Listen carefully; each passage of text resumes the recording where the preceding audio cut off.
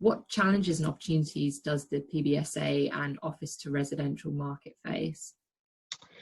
Yes, I think there's a number of challenges in the student sector at the moment, obviously with students not being at university. So I think a number of universities have talked around continuing the online learning and actually not having students back until either October or even the start of the new calendar year next year. So I think that is a challenge for student accommodation sector as a whole. Obviously, they're reliant on students moving to where the university is and living in situ. So I think the way that develops will be interesting, and whether that has an effect in terms of it makes more courses move online, it could result in a sort of structural change really, in terms of the fact that rather than students always having to be on campus, some courses may be delivered as just an online only course. We just don't know how that's going to go.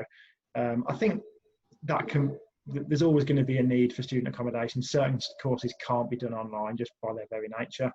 And I would say that it's probably going to be a difficult year for the student market, but we'd be optimistic that sort of by January next year, it will be back to normal way of operating.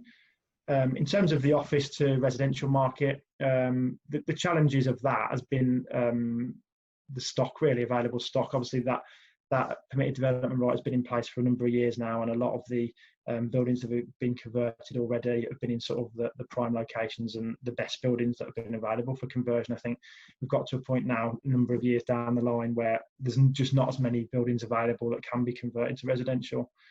I know there is talk of within the government changing the planning rules to introduce further development rights for industrial as well, and I think that will probably be the next big thing that will come through, should that get approved in the summer, whereby permitted development will be in place for industrial B2 and B8 units.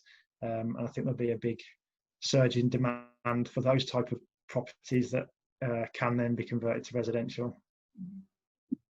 Do you see if they're becoming a lot more stock on the market as offices potentially might people might move away from them, as we've seen during this period?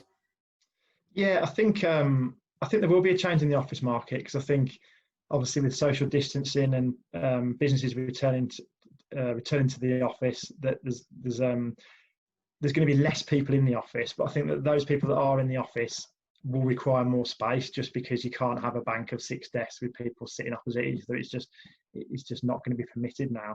So I think there will be a structural change in the office and the way that people will work from home more. But I think the office will be used in different ways. I don't think the requirement for businesses having an office will go away. I think it will just be different.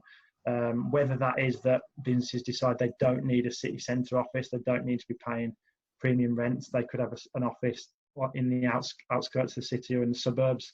I think there'll definitely be a structural change, but I don't see vast amounts of office space suddenly becoming available. I think it will just be used in a very different way.